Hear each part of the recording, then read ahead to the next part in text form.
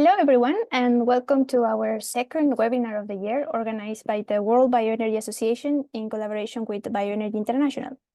My name is Alejandra León, and I'm part of the WBA Secretariat here based in Stockholm.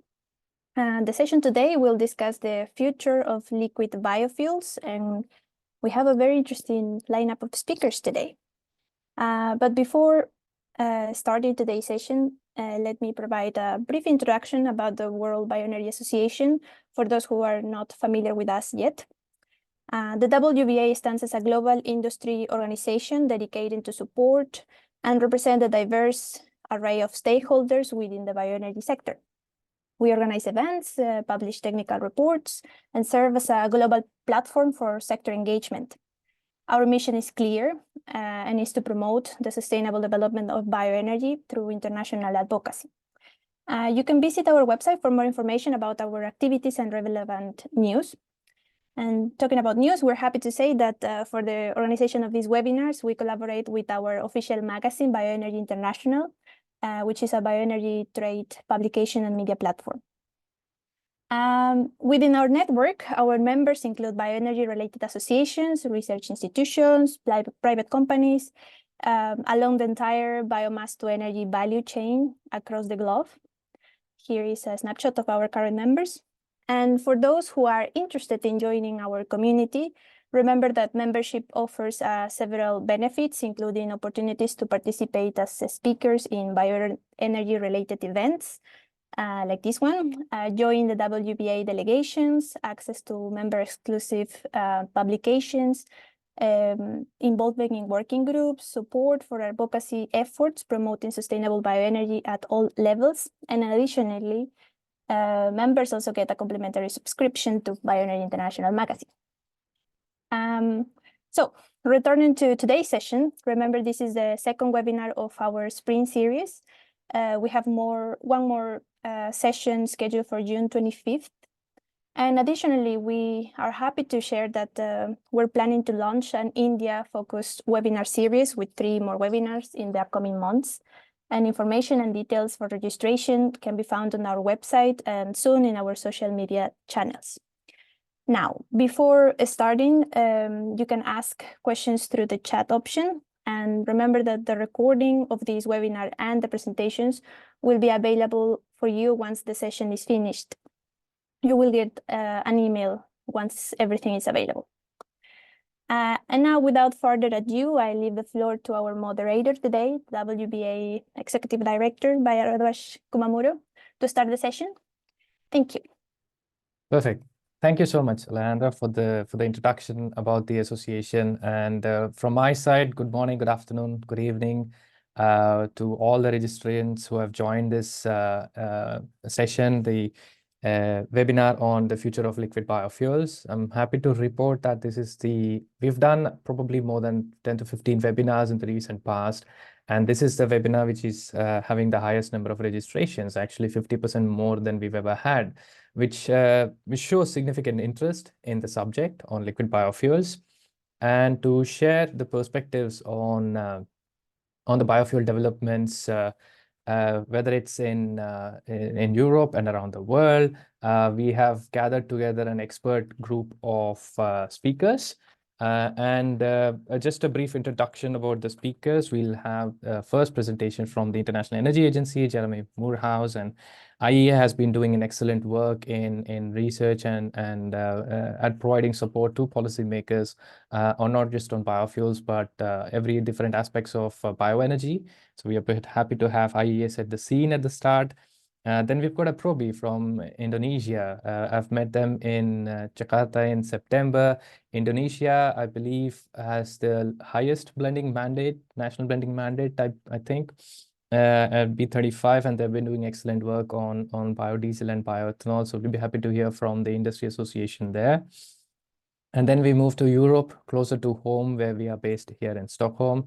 We move to Brussels, where David from the Renewable Ethanol Association, who have been a member of the WBA for many years, and they'll share their perspectives on the ethanol development in European Union.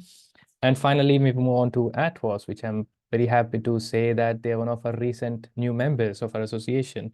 They've been doing an excellent work in ethanol production in Brazil. Met them at the COP in Dubai, and we're more than happy to hear their perspectives on what's happening in Brazil, which is again an excellent, one of the most advanced economies in terms of biofuel use in the country. And as Alejandra has already pointed out, we'll have 4 individual presentations. And my main idea would be that we'll have 1 or 2 questions after each presentation. So feel free to ask your questions in the chat function on the right whenever you have anything to a specific speaker. And with that, I'll end my introduction and I give the floor to Jeremy Moorhouse from the International Energy Agency to sort of set the scene on the current development of biofuels and what they see in the near future. So Jeremy, the floor is yours. Thank you very much for hosting me today. And likewise, good morning, good evening, good afternoon to everyone online. You can hear me okay? The screen share is thumbs up. Okay, perfect. So for the next 10 minutes or so, I want to provide a bit of context for the broader conversations, looking at the role that biofuels play in the energy transition and the role biofuels play in the IEA's net zero scenarios. But then I'll ground that in our market outlooks, which are a more detailed outlook at what we actually see biofuels doing over the next 5 years with existing policies and planned projects around the world, and then how we can bring those two together. The storyline that comes out of our analysis is actually fairly straightforward. In the energy transition, biofuels have a very important role to play, especially in the transport sector. But we're not on that path today for biofuels. They're not living up to their potential for the energy transition. And there's really 4 main areas that could help change that situation. One is expanding and strengthening long-term policies in different jurisdictions around the world. Second is expanding and diversifying feedstocks. Third is investing in innovation. And the fourth is harmonizing sustainability standards around the world. So I'll get into some of the information that backs up some of those points. If I can get the slides working. There we go. Now, every year we release a net zero scenario of what it would take around the world to get onto a 1.5 degree trajectory. There's a lot of analysis, hundreds of different technologies taken into consideration for different regions around the world. But one of the areas that I don't think deserves enough attention is the role that sustainable fuels broadly play in the energy transition. Electric vehicles, electrification more broadly, renewable energy, energy efficiency have a very big role to play. But by 2050, we see sustainable fuels make up a full quarter of energy consumption around the world. And that's for fuels like modern bioenergy, including biofuels, hydrogen-derived fuels. And these in total would provide in 2050 about equivalent to total electricity demand today. So a huge part of the energy mix in the net zero scenario, and grow considerably to 2030. Now, if we look into that concept of sustainable fuels in a bit more detail, liquid biofuels are one of the big ones. They're the liquid biofuels and biogas is one of the only commercial options today, and expand considerably in the net zero scenario out to 2030. We then have biogases and hydrogen-based fuels, which we talk a lot about. But even in a net zero pathway, less potential for growth out to 2030, although you can see in the next slides that it can expand more quickly afterwards.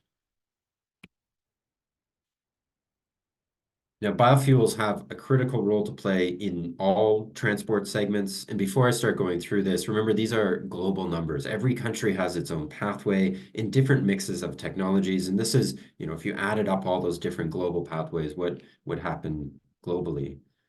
Now, in the road transport segments, right now, biofuels make up around 5% of total energy demand in the road segment. On a net zero pathway, we would see that more than double, nearly triple to 2030, even as electric vehicles grow. So out to 2030, it's really this combination of biofuels and electric vehicles, and a bit of hydrogen or hydrogen-based fuels as well that help to decarbonize the transport sector. But as we move towards 2050, we see electrification playing a much bigger role, and that can displace some of the demand for biofuels in the road segment out to 2050. But that doesn't mean the end of the road, sorry for the pun, for biofuels in the transportation sector more broadly. They also have a role to play in the aviation sector with very large growth to 2030 and then out to 2050, along with hydrogen-based fuels, and the same in the shipping sector. So growth in all sectors out to 2030, and then some of the road sector shifting to aviation and shipping as we get post 2030. Now, one of the key questions that's always asked with when we're talking about bioenergy or biofuels is, where are the feedstocks going to come from? Is there enough? Can they be developed sustainably? For us to try and address that question, we set very strict sustainability bounds of no increase in land use for crops dedicated to biofuels, and no encroachment onto forested lands from current levels for biofuel or bioenergy more broadly production. And then we look at what's needed for liquid biofuels, for bioenergy, or sorry, solid biomass, and then gaseous biofuels as well. And all of those different sources remain within that sustainability bound. This is also one of the most conservative assessment in terms of the total amount of energy that is in the assessment coming from bioenergy. And so for us, we feel confidently that there are enough sustainable biomass supplies if developed correctly, if policies are designed in the right way. Now that's the net zero scenario. This is a kind of a what if scenario. What if we were going for net zero? What are all the different pieces and how would they fit together? I'm going to switch to, well, what are we actually seeing in the biofuel world right now? Historically, we've seen biofuels come up to around, it's about 4.5% of total transport fuel demand in 2022, 2023. And we see in our main case, so this is all the policies that are around the world right now, or those that are likely to come into place, built up country by country. We have 70 different countries that we're tracking in the transport fuel use that exist in all those countries, and other things like EV uptake and energy efficiency. And we would see biofuels make up around 5% of total transport demand in 2028. So not a huge amount of growth, but faster than we've seen historically. There is the potential for much quicker growth, though, in what we call our accelerated case. Here, I'm taking all of the announced policies around the world, and I'm taking a bit more optimistic look at the projects. Overcoming a cold, so apologies if I cough a few times. I take a more optimistic look at the projects around the world as well, on which ones will come online. In that case, we see 60% growth in biofuels demand around the world, much quicker than in the main case. But this remains well below a net zero pathway that would only climb to 11%. Or sorry, that would climb to 11% of transport demand around the world.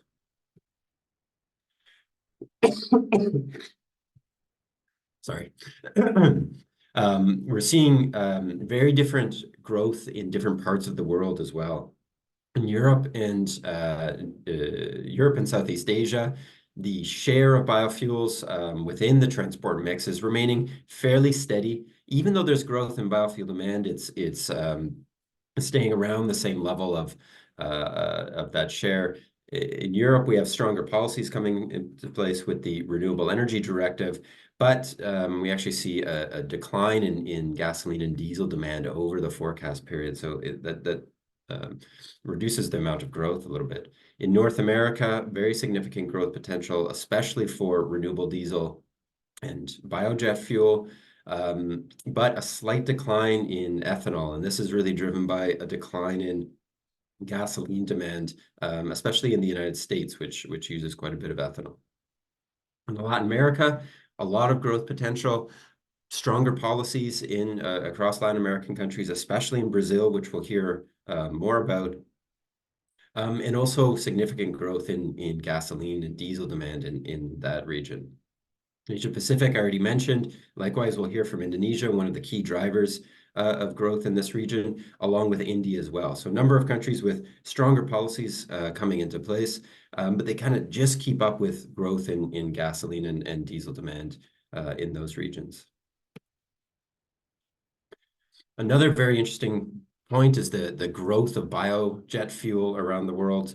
We're seeing very significant growth potential over our forecast periods over the next 5 years.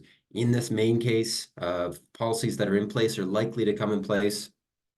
We'd see biojet making up near 1% of total jet fuel demand around the world, and there's more than enough capacity that's been announced by projects that are in very advanced stages of development. So we think that that could be provided for. And even if I look at all the different policies that are announced around the world for biojet, there's an even larger potential for growth, bringing it to around 3.5% of jet fuel demand in just over the next 5 years. And even here, the number of announced projects around the world, not all of these have final investment decisions, but the announced projects are enough to provide that level of demand should countries put those policies in place to help drive that investment. Now, in the feedstock question, I mentioned earlier that in our net zero scenario, we see ample potential, ample supply for feedstocks. If I then bring that into what's being developed today, that point remains. There is ample feedstock supply, but a lot of work needs to be directed towards diversifying which feedstocks are accessed and the technologies that would enable the use of a broader set of feedstocks. So we think that there's, putting in that kind of land use constraint I mentioned, there's a lot of potential remaining for conventional crops, for biofuels, but we've developed a large share of what we think is sustainably available. If we look at residue, fats, oils, and greases, we're looking at the accelerated case, these are under high demand. There's a finite supply around the world. In that accelerated case, taking all the different policies that are planned around the world, we figure we could use most of that potential supply around the world in just the next 5 years. Where there remains a very significant amount of potential is for new processes and technologies that could use woody residues and wastes, so like your lignocellulosic ethanol, Fischer-Tropsch for renewable diesel. Or this could also be coming from growing crops on marginal land or intercropping to fill in this gap. But we're not seeing as much development happening in this area. So there are ample feedstock supplies, but a lot of attention is needed on this green path, especially post-2030, for biofuels to play their role. So bringing back to some of the key points coming out of the work we've done. Biofuels are a critical part of the net zero trajectory. They more than double in the IEA's analysis. But a lot more work needs to be done to accelerate production on that trajectory. We see 4 main areas that require attention. First is on expanding and strengthening policies. That's in existing jurisdictions as well as new jurisdictions. Diversifying and expanding feedstocks. Investing in innovation to develop this other set of technologies that can access a wider set of feedstocks, and then also seeking consensus on sustainability frameworks and carbon accounting approaches. This is especially needed for aviation fuels and marine fuels. Thank you very much. I'll end it there, and I think we can turn over to questions or move on to the next speakers as you like. Perfect. Thank you so much, Jeremy. I think that was a very excellent overview on the development of biofuels. I think you touched upon a very important point right at the start when fuels are not so much discussed in the energy transition, even though they play an important role. I think there's a lot of work to be done there. The chat has been quite busy during your presentation, but there are a couple of questions I thought I'll post it to you. One is on trade. As you pointed out, in any accelerated case or the main cases, you see an increase in the demand for biofuels at the OECD countries. So looking ahead, how do you see the possibility in the development of both biofuels, but also feedstock trade in going ahead in the future? Yeah. So trades, I mean, in biofuels, let me start with, in the transport sector is where most biofuels are used today. And there's clearly trade for biofuels, but we don't see, it's not a large share. Most countries prefer to develop their domestic resources for biofuels for a number of reasons. Some of it's related to energy security, where they would prefer that those resources be developed within the country because they're trying to offset imports of gasoline or diesel. The second element is to support local agriculture. In both cases, prefer to have domestic growth than to import. Okay. In the future, I think there's a good potential for trade, especially for aviation and shipping. Both of those industries, there's two different pieces. Once they're used internationally, and so that's why we need these common standards for carbon accounting frameworks. But there's also a potential for countries that have a lot of feedstocks or can produce them in a very low carbon way. We may hear from this from Brazil later with its cellulosic ethanol to produce these products and then trade them with other countries in the world that may not have some supply. Another element of trade, and this is what we're seeing a lot in Europe, is concern over where are those supplies coming from, especially for some of the used cooking oils that are used to support biofuel blending in Europe. So this discussion around sustainability frameworks, tracing where supplies come from, I think those are already concerns now, but those will become more and more important over the years, especially as we're expanding supply of biofuels. Yeah. Thank you for that. There's been probably 10 other questions, some on EVs and some on food versus fuel debates, but probably these might be good to take on during the panel discussion. So thanks again, Jeremy, for sharing your perspectives from the IEA. And next, apart from the global perspective, we move on to the regional perspectives, and we'll move from east to west. And it's also because we want to give an opportunity to the person who has the time, probably not the best time to join in, considering the time differences. So I'm pleased to invite Mr. Katra Ditoras from APROBI, the Indonesian Biofuel Producers Association. I will share their perspectives on what's happening in Indonesia. It's an excellent market, which the developments there impact not just in Indonesia, not just in the region, but also around the world, the developments in Indonesia. So happy to have you join us, and please, the floor is yours. Hi, good morning, good afternoon, good evening, everyone. Happy to be here. I am happy that we are invited for this event. Okay, can everyone see my screen? Yes, please proceed. All right, okay. So, my name is Chatra. I'm from the Indonesia World Biofuel Producers Association. Our members consist of producers that is producing biodiesel from palm oil and bioethanol from sugarcane. I'll be briefly talking about biodiesel industry development in Indonesia, about its sustainability, its challenges, and overcoming obstacles, and the conclusion.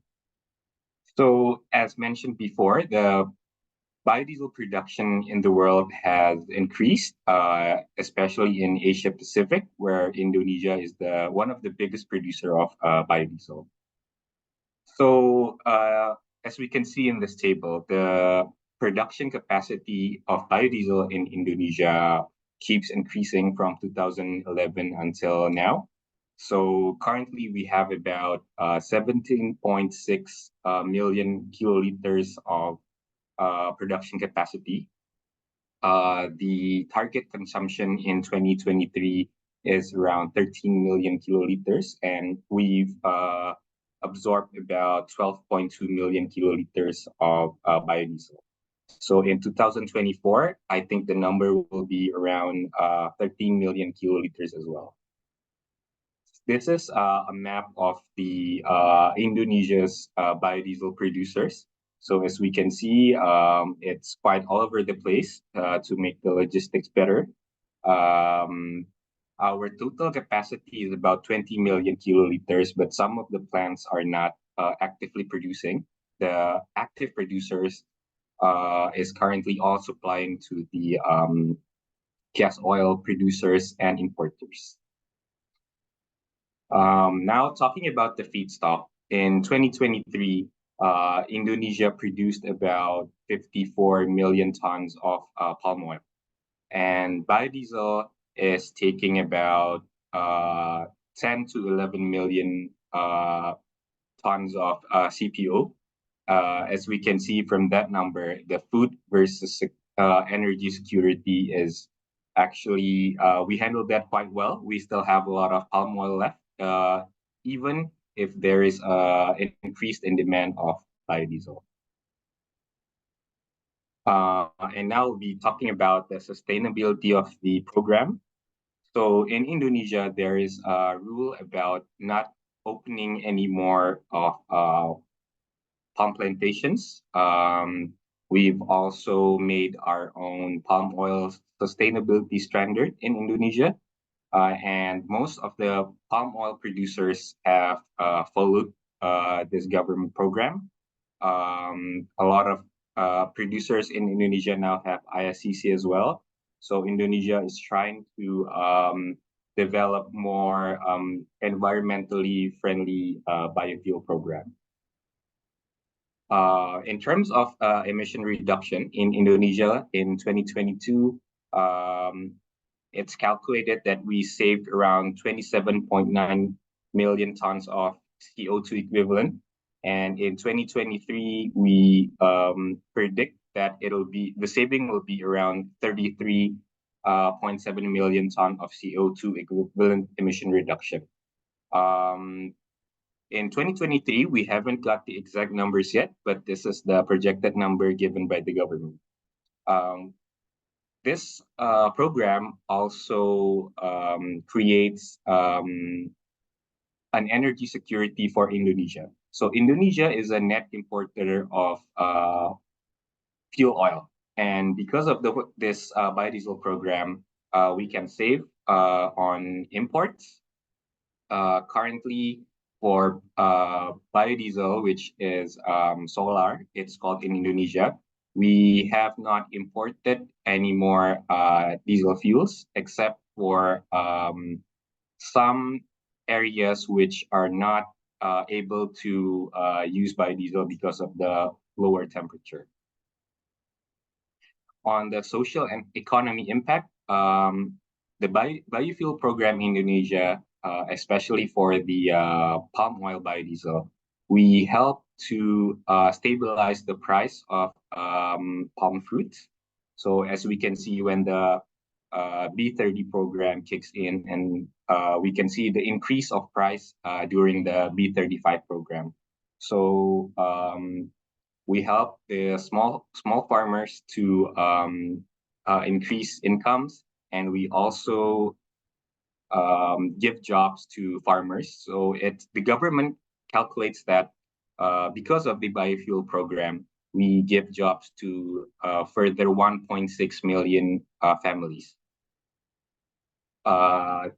Currently, Indonesia is doing the B35 program. We are also conducting research and developments on going to B40 program. But in 2024, we project that we will have domestic absorption of 13.4 million kiloliters, which is about 129 days of Indonesia oil production. We have 22 producers at the moment with 17.6 million kiloliters of installed capacity per year. We give jobs to 1.6 million upstream palm oil farmers. We improve farmers' income. And then we will try to reduce the CO2 emission. And then for challenges and overcoming obstacles, one of the challenges that we face is whenever we want to increase our blending rate from B10, B20, B30, B35, and then we'll go to B40, we need to improve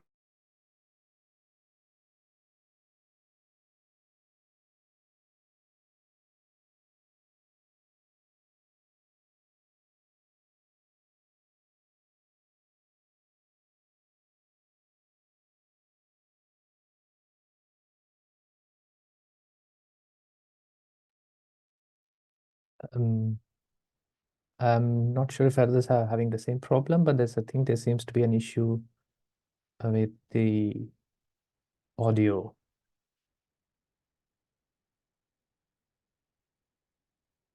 Right, I think there seems to be an issue. Yeah, we can't hear him, but Raj. Yeah, okay. That seems to be a technical issue, and I hope he can join us in a minute. So let's give him a couple of seconds.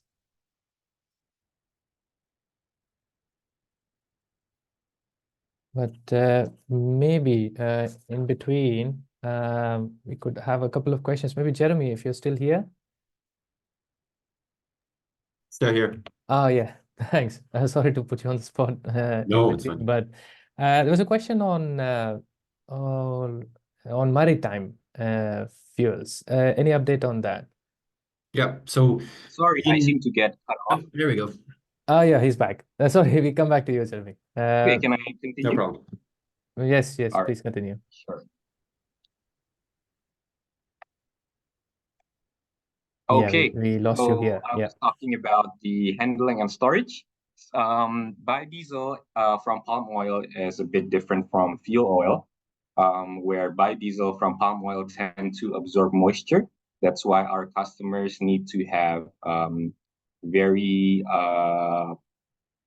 different type of storage than where they used to be able to handle fossil fuel. Now they need to be extra careful on handling biodiesel.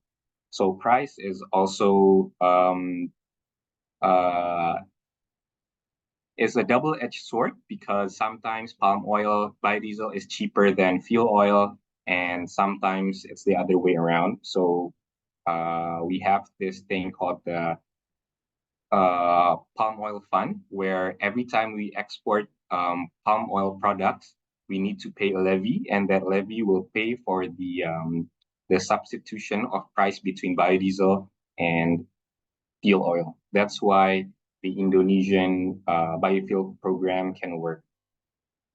We are currently testing for B50 right now. I think we can start before the next year. So we started doing the B50 testing this year.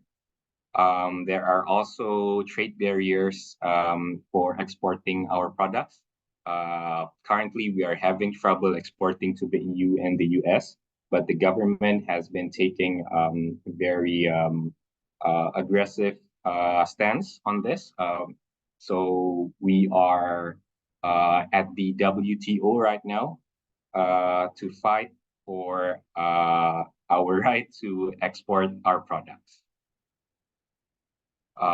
This is just a brief case map that we have problem exporting since 2009 and then 2022 and 2023. I think there is the EUDR regulation from the EU.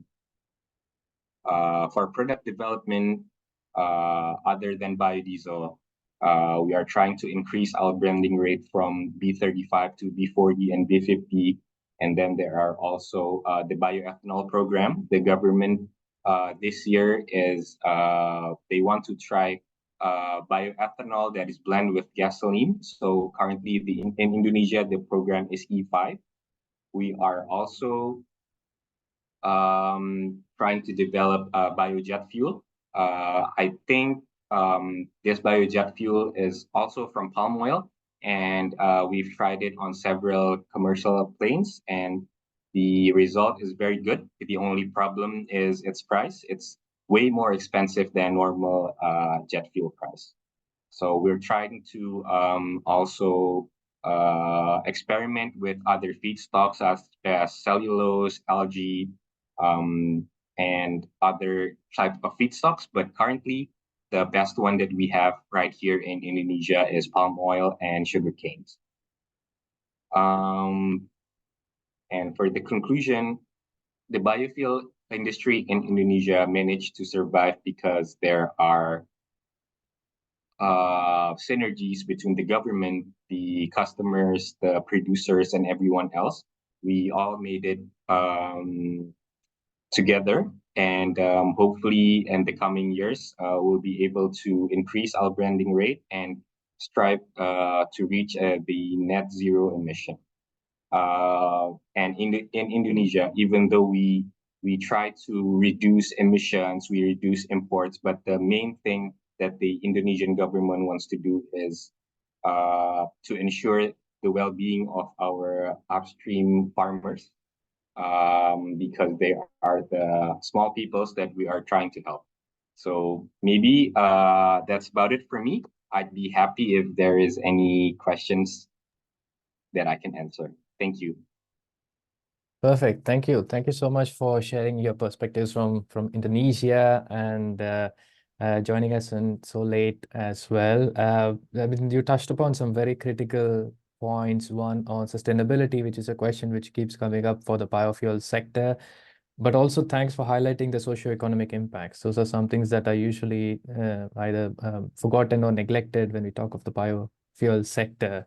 So thanks for sharing those perspectives. There are a few questions, but I do also have a couple from my side. One is on the trade barriers that you pointed out and the export of palm oil. And we've seen there's been a shift in perception and the development at the EU. So how has Indonesia been able to tackle that? Has there been other emerging economies or other markets that they were able to tap into? How did that sort of disruptions impact, and what were the steps taken apart from all, of course, the legal issues that are ongoing? But how has the market changed in terms of the export for Indonesia? Has there been any perceptible changes in that sense? Right. So currently, we are still having trouble exporting to the EU and the US. But I think our biggest market right now for export is China. I think 90% of our export goes to China. And the government have stated that if the US and EU doesn't want our product, we'll just use it ourselves. We are trying to do B100 right now, even though it's a bit of a stretch. But I think the government has made themselves very clear that no export of biofuel is quite fine as long as we can use it ourselves. Okay. And the second point on, if someone can correct me if I'm wrong, Indonesia on a nationwide scale has one of the highest blending mandates for biofuels. As I understood right, it was B30 before, it was B35 very recently. You mentioned B40 and even B50, B100, of course, as you've already pointed out. But these are very high mandates and targets anywhere else in the world. Just your thoughts on what's the biggest drivers for these, for the government to keep increasing the mandates? Is it the availability of feedstock? Is it price? Is it reducing imports? Is it a mixture of all together? What's the drivers? And secondly, on the setbacks or any issues that you have seen as an association from the industry, whether it's the automotive industry, what's been your perception on if there is any setbacks, and how has they been addressed when you're increasing mandates to that levels? Okay, so currently in 2023, the Indonesia have produced about 54 million tons of CPO, crude palm oil. And the biodiesel uses about 10 million from that 54 million. If those 10 million is not absorbed, then the price of the palm oil will go down and the farmers will suffer. So that's why we need to use our biofuel to support the price of palm oil and to support the well-being of the farmers. There are also problems with trade deficits, whereas Indonesia is a net importer, and we are trying to save on that. So we will try to use our own fuels to secure our own energy problem. So if suddenly war broke out and then fuel is becoming very expensive, Indonesia does not have to worry about that because they have their own source of energy that we can use. Also in Indonesia,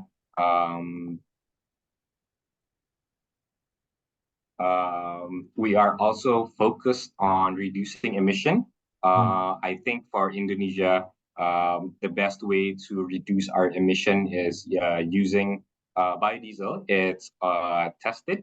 The program works very well. So I think for the government, it's going to be easier for them to cut on emissions on fuels. We also have more than enough capacity right now for B40, which isn't a problem. If, let's say, the government want to do B40 next month, we already have the capacity installed. For B50, then maybe we need to invest on more plants or more new technology to increase our efficiency. Yep. Okay. Yeah. No, thank you. Thanks for that. There's been a few more questions, but maybe we could take it a bit later in the discussion at the end. So thanks for sharing your perspectives from Indonesia. So from next, we move from Jakarta to Brussels, sort of the heart of the EU policy and legislations. And we are pleased to have any policies or anything happening in Brussels. It impacts has impacts around the world. So we're very happy to have David Capetiro from the European Renewable Ethanol Association, who've been a valuable member for many years, to share your perspectives on what's happening in EU. David, the floor is yours. Thank you very much, Bharat, and happy to be with all of you today in this seminar, in this webinar, and thank you to WBA for the invitation to share with you some of the kind of key dimensions and topics when it comes to liquid biofuels in Europe. I am representing EPURE. We are the association that gathers the European producers of renewable ethanol. We have 44 members, 21 producing members with 50 plants across the EU and the UK, and we represent 85% of the EU renewable ethanol production. I would like to cover with you here today some key data on the use of renewables in transport. Then I will quickly cover the new regulatory targets, and I will finalize with kind of a description of how we see the way forward for liquid biofuels. So with this, we can see that the amount of renewable energy in transport using data from the European Commission and corresponding for 2022, the volume of renewable energy in transport is 7%. Still, we have 93% of the volume, which corresponds to energy from fossil sources. And this 7%, I mean, most of it, almost all of it, corresponds to biofuels, 88%. Renewable electricity in transport only represents 11%. Most of it used for rail transport, not for road. Actually, the use of renewable electricity in transport is just 2% of this 7%, which is, as you can see, almost negligible. And the first message that I would like to leave with you here today regarding Europe is the incredible share of biofuels when it comes to the fossilized transport in Europe. The European Renewable Energy Directive was recently reviewed. And in this update, we have a new target to 2030 on volume of renewable energy in transport. And the new target has increased from the past 14% to almost 30%, 29%, to be achieved by 2030. Currently, as I said, we are at 7% renewable energy in transport, 9.6% if you take into account what we call the multipliers.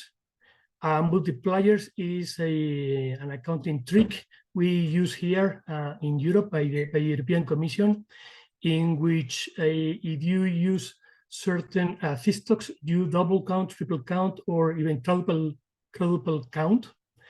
For example, in the case of electricity, if you use 1 unit of energy from renewable electricity, it will count as 4 times towards the objective. We disagree on this use of multipliers in the sense that probably it's just masking a continued use of fossil fuels. But nonetheless, I mean, the important thing is that we can see that just 10 years ago, we were close to 4% of uptake of renewables. We moved in 10 years to 7% or 9%, it includes multipliers, and we want to reach almost 30%. It's an incredibly ambitious target that if we are to achieve it, and this is something that is a binding target for EU member states, we really need to use all sustainable solutions which are available. And this is the second message I would like to leave with you regarding Europe, is that we need to really be inclusive, technologically neutral, in order to achieve this target, because otherwise it will be really, really difficult. In the case of ethanol, it's a solution that works.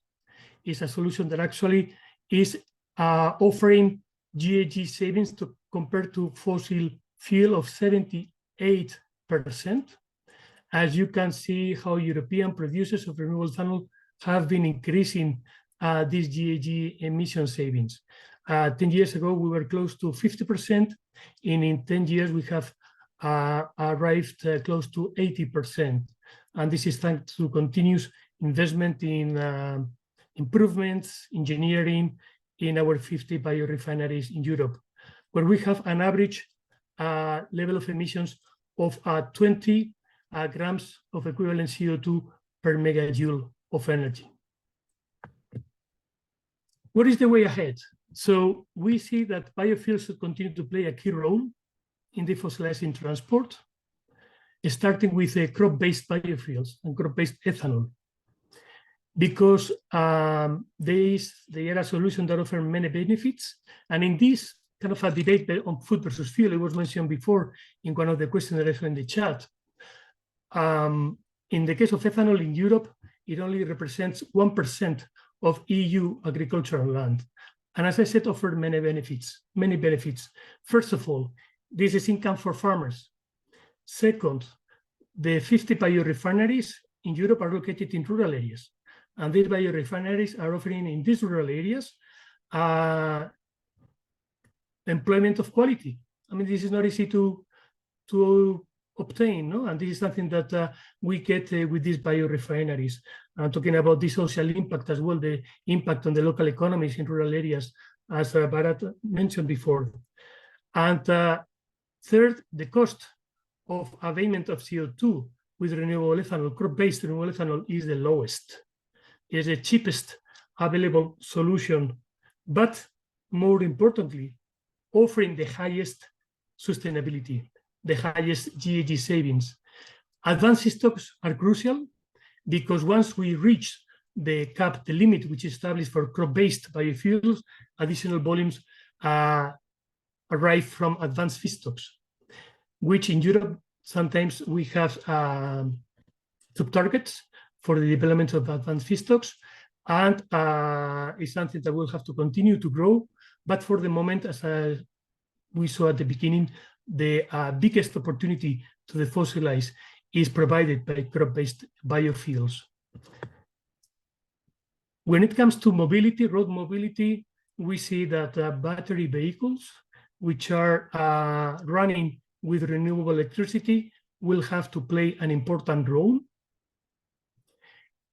But there is a need to complement, we think, the role of these battery vehicles with hybrid vehicles, which are running with a fuel. Sometimes it can be combined even in the same vehicle with a plug-in hybrid, or it could be separate vehicles running these biofuels. For the moment, we have E10 as a standard for gasoline in most EU countries. We're working at the moment with the CEN, which is the Comité Européen for Normalization, the European Committee for Normalization, to develop the standard for E20. So E20 could be a commercial reality in Europe in a few years' time. I was attending last week the meeting of this committee here in Madrid, and I could see interest, renewed interest, I would say, from European automotive manufacturers to take advantage of this opportunity of E20 to continue innovating and offering solutions that offer higher efficiency for European drivers. And also in Europe, we have E85. Demand for E85 in France, where we have the strongest commercial presence, continues to grow consistently. How can you use E85? You can do it directly right away. You have a flex fuel vehicle, for example, which is commercialized by Ford or other automakers in Europe, or you can take any other car and go to your garage and ask them to install there a kit. It's something they will do in a day, and then your car will be able to run E85. Not only in that case, you will be contributing to the fossilized transport in a much stronger way, you will also benefit from the price of E85 that at the moment is half of that of a gasoline, is a fuel alternative that has a strong social consideration, and that is why it's so strongly supported by the French government beyond the sustainability considerations. And then something which is important is that in these blends of ethanol with gasoline, also we can contribute to make the gasoline fraction renewable by making the fossil fuel, the fossil gasoline, into renewable gasoline. And how to do it? Well, we can do it in three ways. Either by using bionaphtha, which is one of the co-products that you obtain in the processing of HBO, and the same way that you obtain a fraction for biokerosene, you obtain a fraction for biodiesel, you also obtain a fraction for bionaphtha. You could do it as well via e-gasoline, which is what you obtain by the synthesis of hydrogen that is obtained by electrolysis using renewable electricity in synthesis with biogenic CO2. Biogenic CO2 that is many times captured in the ethanol biorefineries, where at the moment we are capturing 1 million tons of biogenic CO2, and we could capture additional probably 2 million tons in Europe. Or you could obtain also the so-called ethanol to gasoline that is obtained from the processing of ethanol. So these three opportunities will contribute also to make the fossil fraction renewable in a way that when you have the renewable ethanol in a proportion of either E10, E20, or E85, then the remaining fraction becomes also renewable. Then you obtain a fossil which is 100% renewable. This is already offered in Europe. As I shared, E85 is reality, a commercial reality in France, working very well, but also 100% renewable gasoline is already offered in Spain. If you go to Spain, you can go to a gas station, and chances are you meet one of the you see one of the pumps which is already starting to offer this 100% renewable gasoline in the market. So all these, I think, is offering a nice perspective for the use of liquid biofuels in Europe. But nonetheless, regarding the international perspective, we are facing challenges. We are facing, all of us, the challenge to the fossilized transport. And in this sense, cooperation is crucial.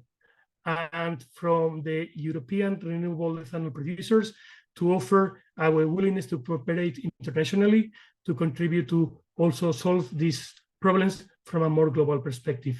So with this, Bharat, I send it back to you for questions. Perfect. Thank you so much, David, for sharing perspectives on European ethanol industry. One of the key points that you've highlighted and that we also share is that almost 50% of the renewables share in the EU is crop-based biofuels. So they play a very, very significant role in the EU energy mix. So thank you for that. Yeah, this slide, almost 50%. So it shows how critical crop-based biofuels are in the EU renewable energy mix.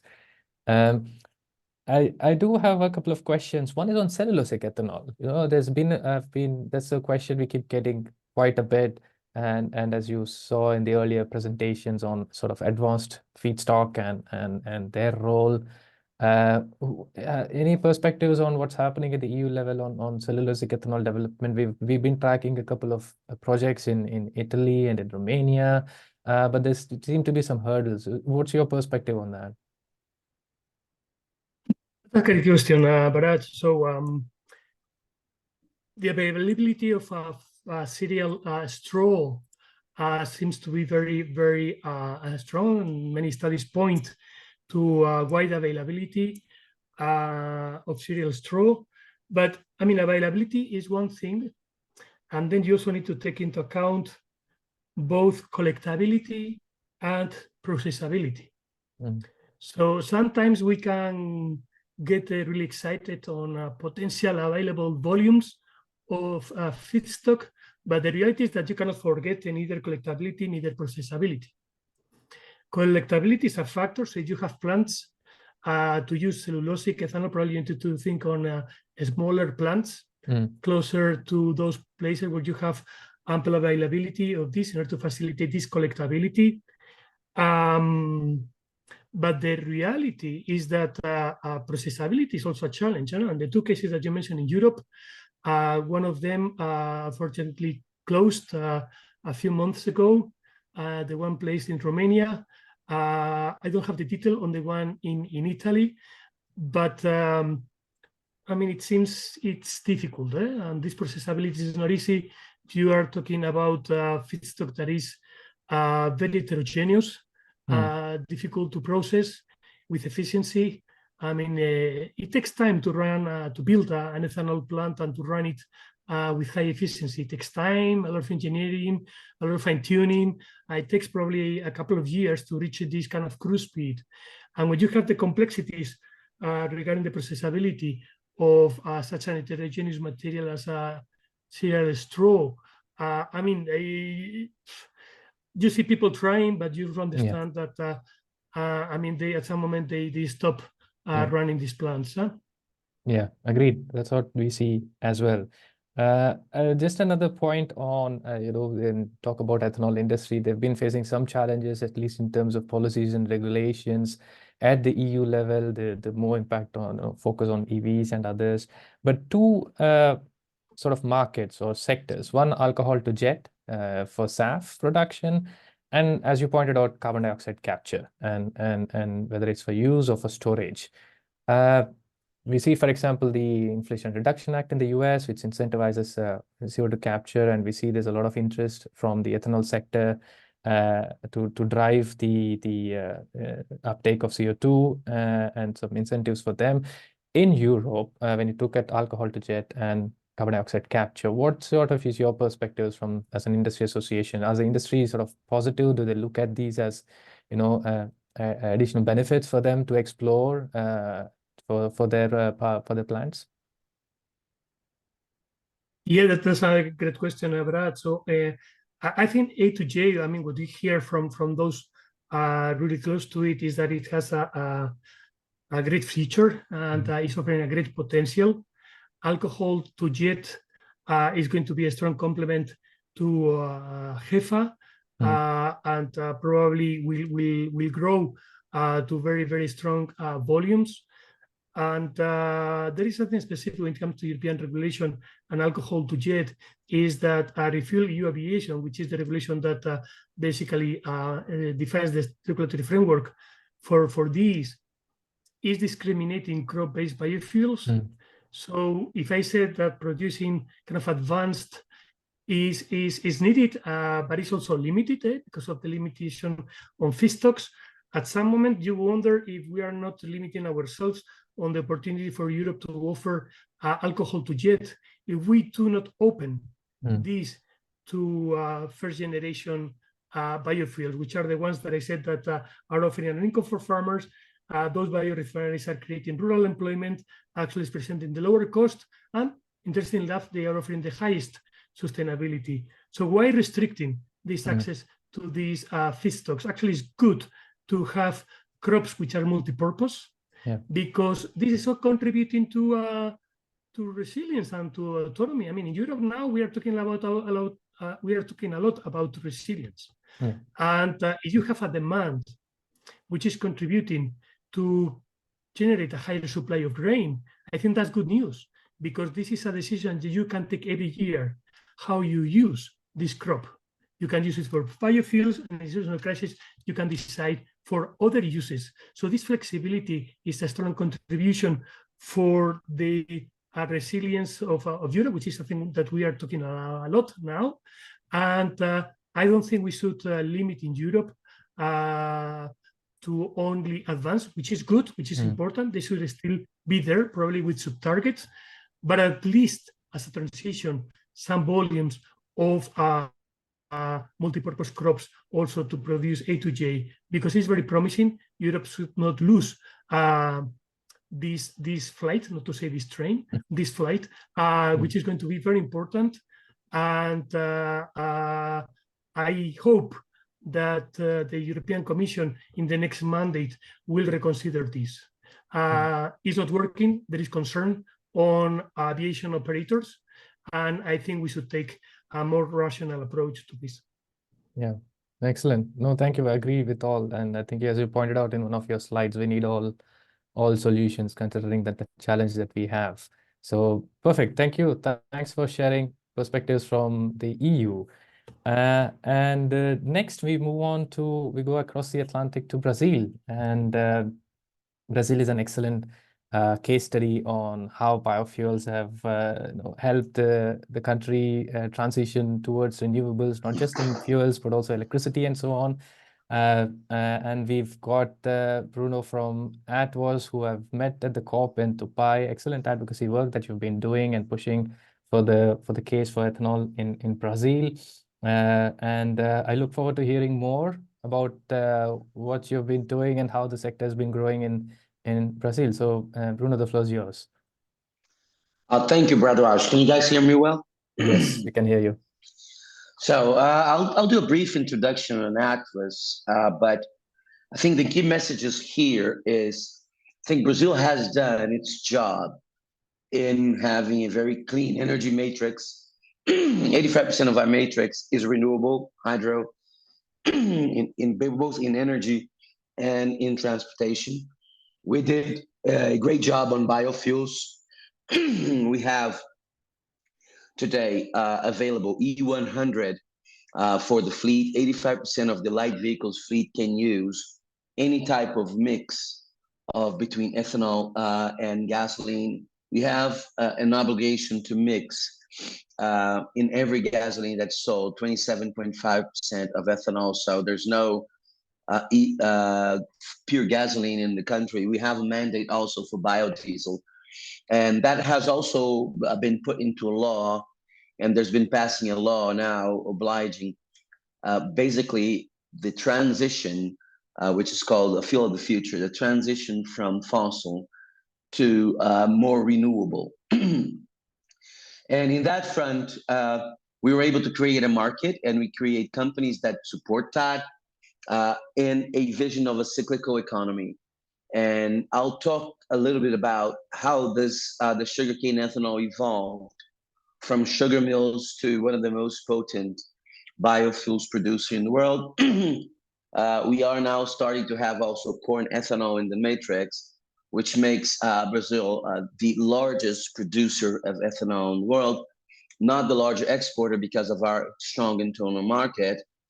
And if what we heard from the colleagues in the International Energy Association and from our European partners, which is just 7% of biofuels, my conclusion here is I think there's no need for several of border protections that are in place today, because it will avoid further adoption of that and will not basically change materially any structure.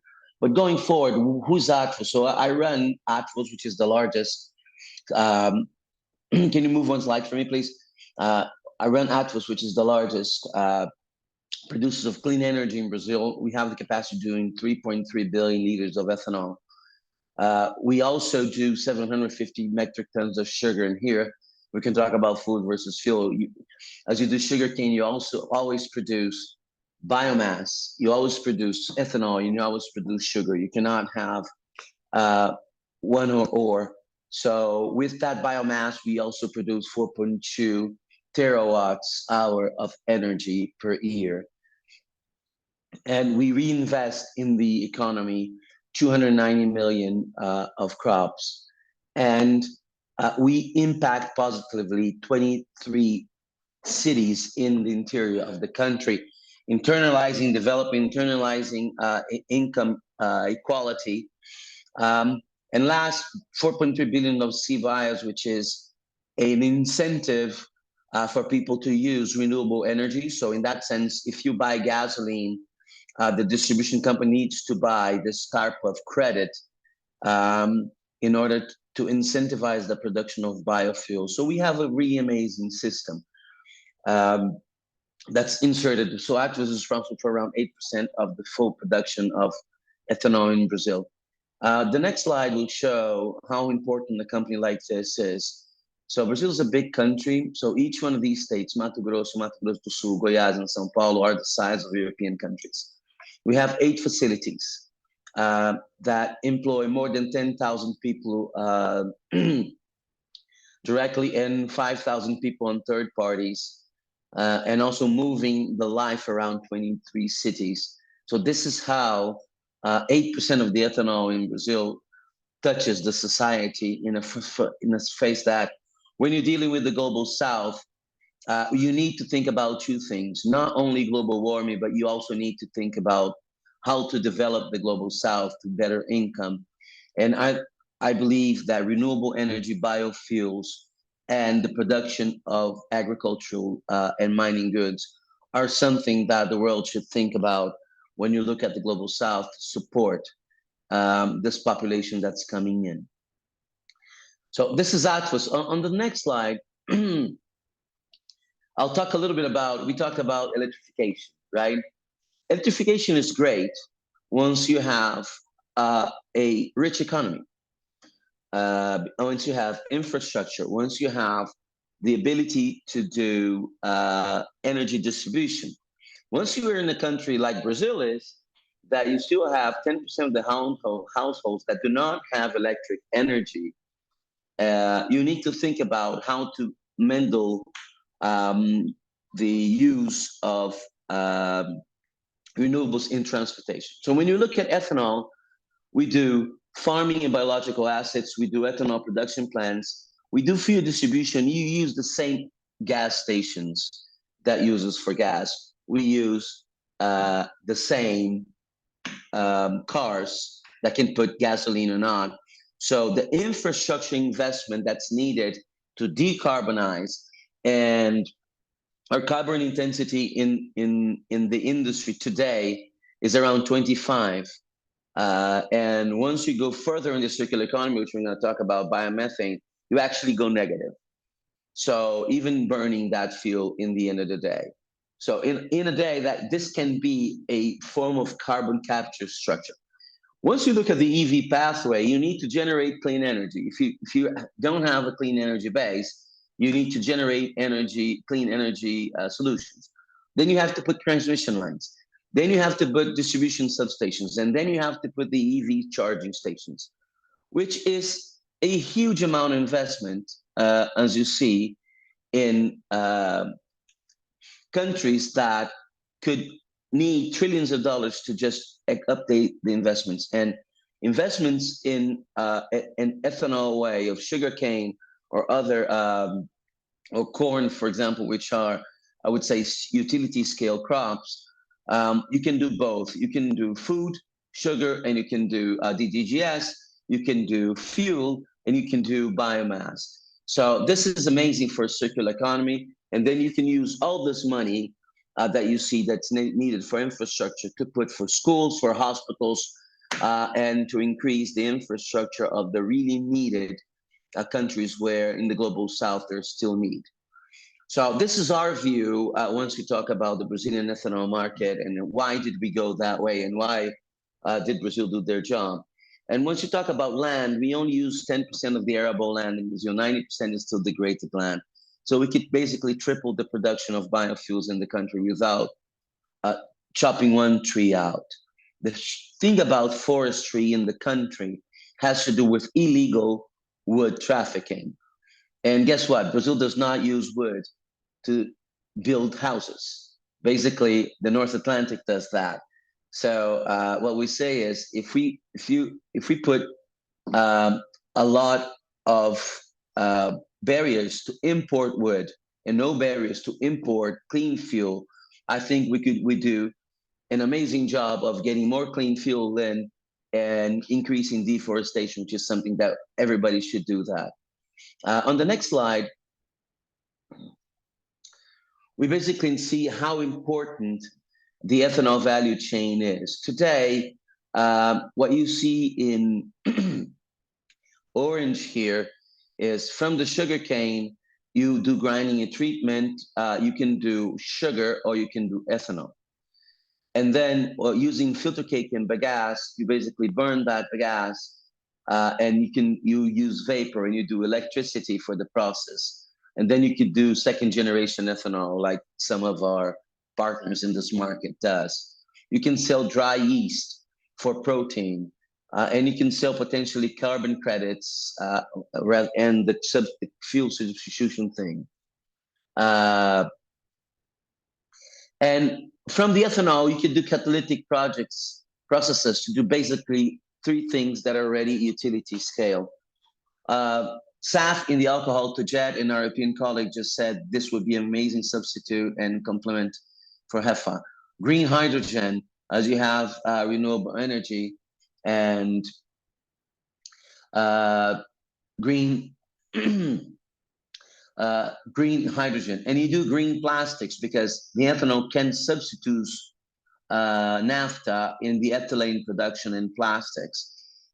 So this is part of the circular economy. And then in the biodigestion of the filter cake and vinasse, which are byproducts, we do biofertilizers and we're doing biomethane. And biomethane is an amazing substitute for diesel in large trucks, which is a project that we are doing in our company, and we see the market doing this.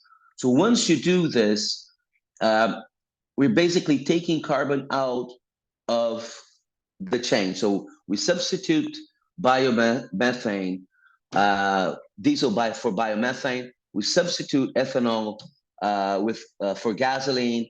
We still do sugar to feed the people. We do dry yeast to feed livestock. And then we can generate carbon credits to help other countries that will still lag into their investments. So this, and I see sugarcane is an amazing crop today, and the use of land is always in the south of Brazil. It doesn't get even close to the Amazon. So this is another fallacy that I really love to talk about. So we're very happy to be in this value chain. We're very happy to be leading that in the world. We're very happy to be helping other countries. So the ethanol program that India started a couple of years ago, we as an association were very key to do it. We went there, we basically got the technology that we developed here in Brazil, how to distribute, how to operate, how to change sugar and ethanol. And we are able to do that from Brazil and helping other countries to develop their own sugarcane production. On the next slide, we go a bit further in biomethane, which is something that we use as we have byproducts. Instead of having residues from the production, we are generating biomethane and we're substituting diesel. And as in Brazil, 80% of the people still cook with liquefied petroleum gas. So we can change that. We can do biogeneration, and we also do fisher traps. So this is an amazing use and another type of biofuel that is basically done on the process of sugarcane. On the next slide, we can see, and as we project, and this is a study done by A.T. Kearney for us, where the use of biofuels, as we see ethanol with 2.2 exajoules of production. And once we go to the net zero scenario to 50, biofuels is a need and is really important. And there are 3 biofuels that would be really adopted in the transition phase from 2030 to 2040, which we believe that ethanol will still grow and then come back. We believe that biodiesel will grow and come back. And most of those fuels will start being converted into SAF and renewable diesel as technology progresses. So once we go into the biofuel value chain, we can go forward integration. And I'm an aerospace engineer. I've been working in aviation. There's no way other buying credits to decarbonize aviation in the way that we need to do it. SAF is the way to go. And once you look at SAF on the next slide, there are several feedstocks today that are used to do other biofuels, sustainable diesel, drop-in gasoline, methane, methanol, ethanol, and FAME. What we're going to see is a huge shift toward sustainable aviation fuel, toward drop-in diesel, so we don't need to change the install base, toward drop-in gasoline, toward sustainable methane, and this has the capacity of strongly substituting petroleum-based products into renewable-based products, and with the adequate use of land. So this is how we see it, and this data is really telling us that there is not only policy, not only support, but there is a market. We are a private company, and we are looking to stimulate, of course, other private companies to put capital in, and other funds like Mubadala Capital, the funds that has the most exposure to Atfos, to do huge investments into those segments. And why is that? Oh, we'll see that on the next slide. That in order to reach, in our view, the 2050 goals, so bioenergy will need to play a huge part in the matrix. So we're talking about coming out of a 2% in global to 27%. Electricity should be 50%. And hydrogen should be 19%. And once we look at this, we still don't have the adequate technology to do hydrogen. Electricity, we're moving that forward regarding to that. But in bioenergy should be that. So once you look at where we are today, we're still petroleum-based and fossil fuel-based energy consumes more than 80% of the energy, generates 80% of the energy that we need worldwide. We need to hold our hands together and make the life easier for bioenergy, make the life easier for bioenergy to be developed, make the life easier for bioenergy to be traded, and strongly invest into electricity and strongly invest in hydrogen and have the book and claim system of carbons going back and forth to be able for countries that are able to move faster so they can move, and the countries that cannot move that fast can still develop and buy those credits in order for the world to move the right way. So there's only one Earth, there's no countries, and we need to move toward more bioenergy, more hydrogen, and more renewable electricity in order to reach our 1.5 degrees increase in 2050. So, and I think Brazil can play an amazing role on that, given we have an energy matrix that's really quite similar to what the world needs in 2050. So count on us to help the associations, the companies, as we have one common goal, is for us to reach 2050 1.5 degrees. So thank you so much. Excellent. Thank you so much, Bruno, for sharing perspectives on Brazilian situation related to ethanol. You've touched upon biomethane is another important aspect for in the biofuel value chain. In fact, we did a webinar on biomethane. We've also focused on that as well. It's just amazing how one crop can lead to so many co-benefits in a region. So thanks for sharing that. There was a very interesting question, and I think probably this might be relevant for others as well. In the end of the day, we depend on the feedstock, and the main benefit of producing ethanol or biofuel is climate mitigation to replace gasoline and diesel and emissions to protect the environment.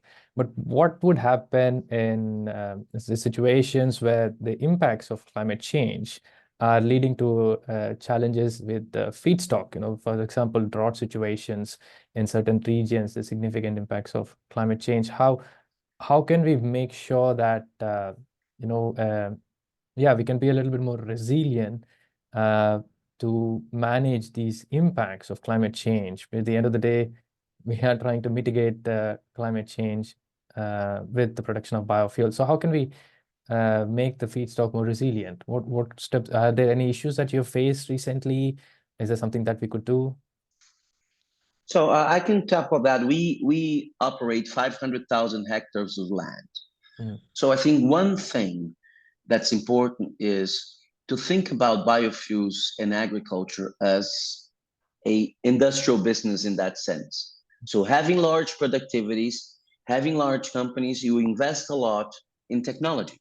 So we are this year planting 50 different species of sugarcane, because depending on how the microclimate is, depending on how the land is, depending on how the rain regime changes and when we need to harvest, there is a specific type of sugarcane that we need to have into that specific area. So just for example, we divide 500,000 hectares in 18,000 different planting areas where we treat it very specifically. So it is a very technical thing. Once you look at the other feedstocks, for example, corn, which is another one large for ethanol, we developed basically in the center of Brazil the ability to plant 3 crops in the same amount of land.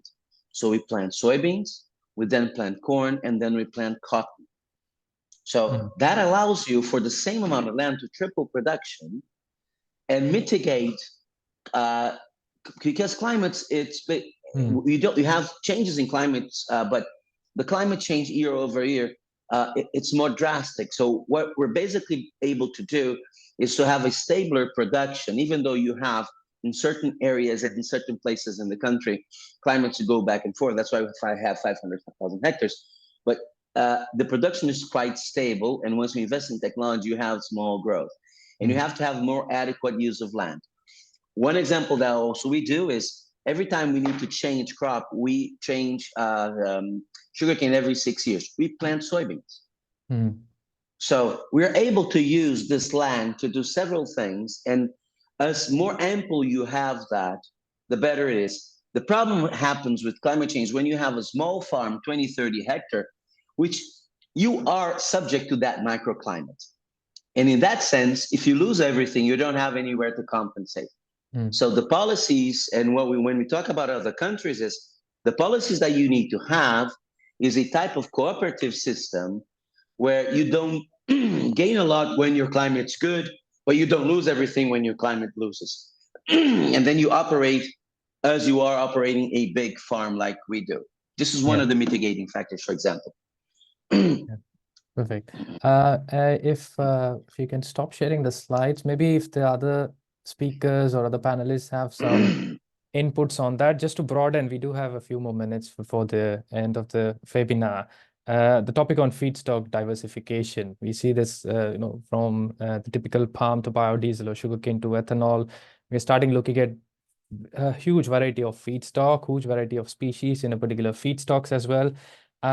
So one question to all would be, what steps are important? What could be, future steps to be taken to ensure that we sort of strengthen the feedstock supply? Would that be focusing on improving the yields, whether it's focusing on sort of novel types of feedstock that have not been explored before, plants being feedstock flexible, a cereal plant which is a cereal, also mixing it with other types of food-based feedstock, identifying marginal lands, or as Bruno pointed out, more climate resilient feedstocks. How can we ensure that as we sort of strengthen the feedstock supplies around the world? Any perspectives? Maybe Jeremy and then Katra and David? Sure. I mean, excellent question. And one of the top things that we think is needed for biofuels to play their role. And we actually just hosted a workshop last week with this exact question. So I'll just share what we heard from, we had over 60, well, 100 people, including people online, commenting on this question. And really kind of all of the above. So yield improvements, critical, especially for the crops that already support the majority of biofuel use around the world. That allows you to produce more without expanding your land base. Marginal land, growing on marginal land, intercropping, so growing where between crops. It was also brought up by a lot of people, and a lot of different estimates coming out in the US. There's the billion-ton study, which puts a number on that, and it's quite large. It's about triple, not quite triple, but the availability of residue oils like used cooking oil and animal fats. So a very big potential, and that's just the US. In the EU, we've also seen changes to the Renewable Energy Directive to allow for some of those feedstock supplies. So we don't actually have estimates on those for a global number, but I think a lot of interest there. Another area that often isn't linked to feedstocks, but I think should be, is really focusing on carbon reductions. A lot of policies around the world are moving to CO2 as the measure, not volumes. And so the more you reduce the CO2 intensity of a fuel, the better the climate benefit, but also you actually depend less on the feedstocks. So that also reduces some pressure while delivering the same benefits. And a final point is those new technologies, which I mentioned. So there's all the crop-based ones. We know those are the basis of most biofuel production and in the future. But to really expand, at least according to our work, we'll need those new technologies to process a far wider set of feedstocks. And those are usually residues and wastes that exist regardless of, if we're talking about climate changes and into new crops, whatever we switch into in different areas will have those residues that can be processed. So that's our perspective on that. Thanks, Jeremy. Maybe Katra? Yep, very good question.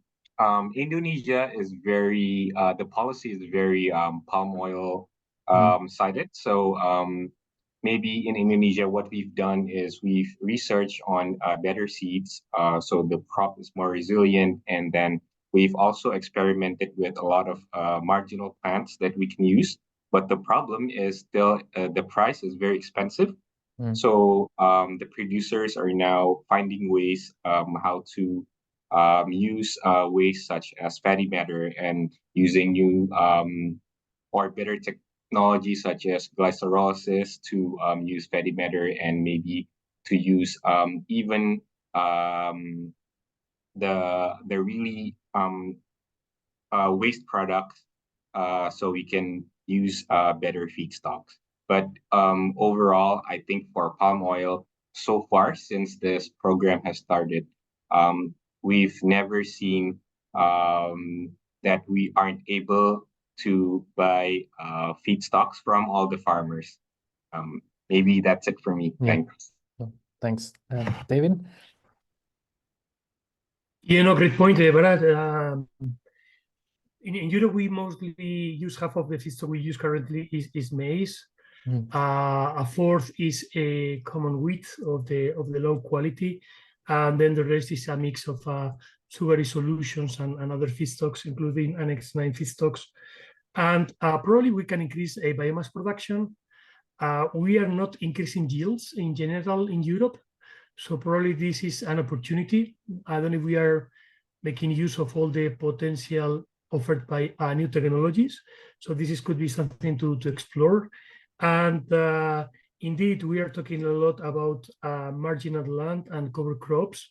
Cover crops were now recently introduced in the revision of Annex 9 feedstocks.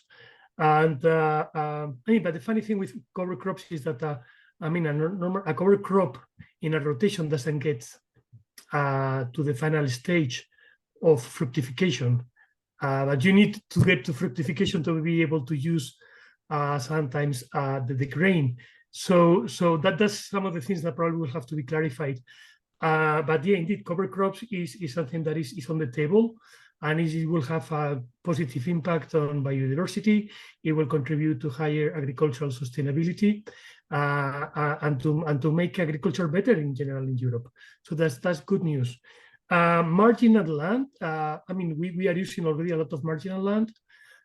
Funny enough, one of the main crops in marginal lands tends to be common wheat. We grow it in our family in probably what would come be in the most extreme case of marginal land that you can find, because we can grow anything else and very low yields, but it's done. But marginal lands could offer opportunities, and this is something that can be explored. But fully agree with Jeremy on his comment on GHG. And in that sense, European producers continue to fight, to invest, to come up with new ideas, engineering, new approaches to circularity, to continue increasing these GHG savings.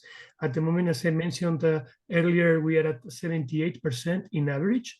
Some of our members are above 90% in some of their plants, and we are targeting carbon neutrality. We have a study showing a path, not only with opportunities within the processing, but also opportunities within agriculture. It's something probably that we need to look at as well, is how we can work upstream with farmers in order to support the adoption of practices that will not only contribute to increase GHG savings, but also will contribute to increase overall sustainability. And this is something we're also looking at in Europe, and it's probably that we will be rolling out in the next years. Yeah. Oh, excellent. So thanks. I mean, that was a very critical aspect on feedstock and efforts to make sure that we sort of strengthen the supplies that we already have. We're slightly over time, but I just take an opportunity for one quick final question. And there was a mention of cooperation, international cooperation, which is critical to ensure that we scale up the production and of biofuels to meet those targets. From your individual perspectives, when you look at international cooperation, what would be one or two very critical points in that cooperation? Would that be removing some of the myths which surround biofuels, such as EVs or food versus fuel, and sort of debates? Is that addressing those myths? Is that harmonizing standards, like Jeremy's pointed out? Would that be emphasizing on the carbon reduction potential of biofuels? Or would that be emphasizing on the socio-economic benefits of various production pathways, or facilitating trade between different countries or different regions?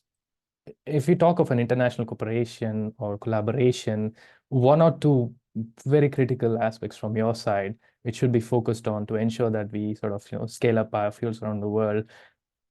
Anybody, maybe one or two suggestions on that? Maybe we start with Jeremy again, and then go around in the order. Sure. I mean, I'll do three. I know you said two. Yeah. Sure. But I mean, biofuel production very concentrated in a few number of countries and regions. I mean, 80% is US, Europe, Brazil, Indonesia. So to expand, more markets need to be developed, and even within those countries, strengthening policy. So I think that still remains one key area, is on, you know, finding areas that have good feedstock availability and the good other benefits that biofuels can bring, and helping to develop those markets. So that's one key area. Second, the technology innovation point that I brought up. I mean, that's something that benefits multiple countries. It would take a huge investment. There's a lot of risk, so there's a lot of room there, I think, for collaboration on helping to build out those new technologies. And then I'll put standards as the third one on harmonizing standards, because that by its nature has to be international collaboration. So I think that's a critical piece. Feedstock's hugely important. It has an international collaboration piece, but I think a lot of that can be done at a domestic level. I'll add one note while we're talking about international collaboration. I mean, the G20 this year, very important. I mean, those that are following it, Brazil has brought sustainable fuels as a top topic area. So that's really elevating, you know, bioenergy, the discussion to a much higher level than we've seen ever. And last year, India launched the Global Biofuels Alliance, which helped do that as well. So I think some people on this call have far more history than I do, but at least in my time, this is a very important moment for biofuels at the international level. Yeah, excellent. International cooperation. Katra, your perspectives of an international cooperation, what are the one or two issues or things that would really benefit? Yep, I agree with Jeremy 100%.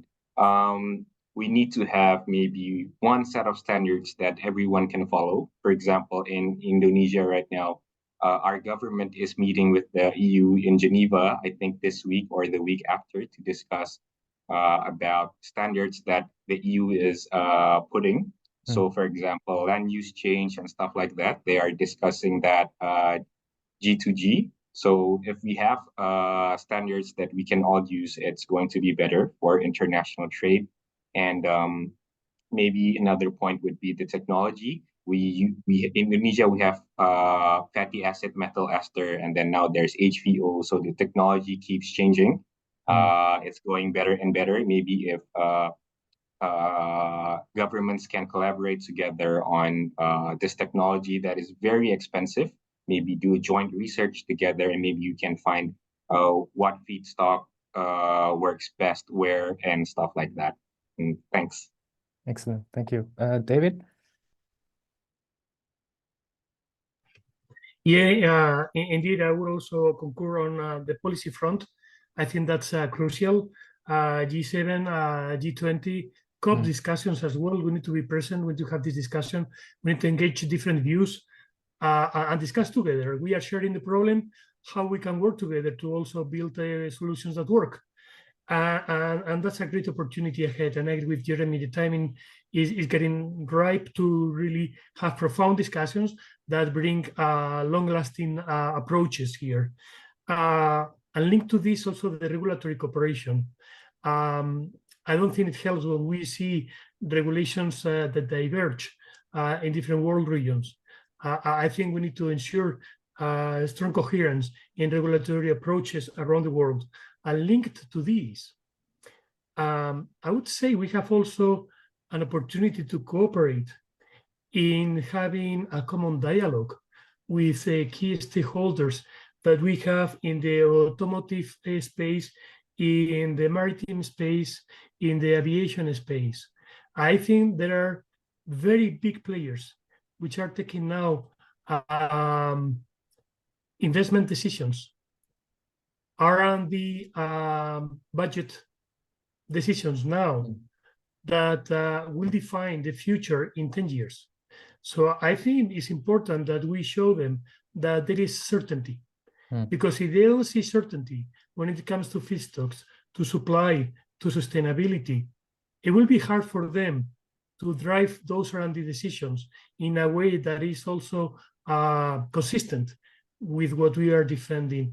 And I think this is an opportunity to have this kind of a global dialogue with these operators in this industry.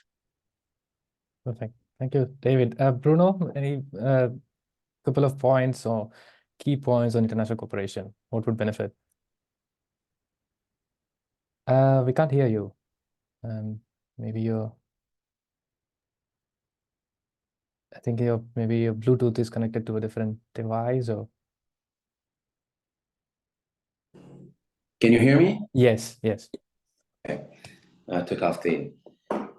No, I think coming from Brazil is one thing is openness and to access markets, and both for capital and for companies.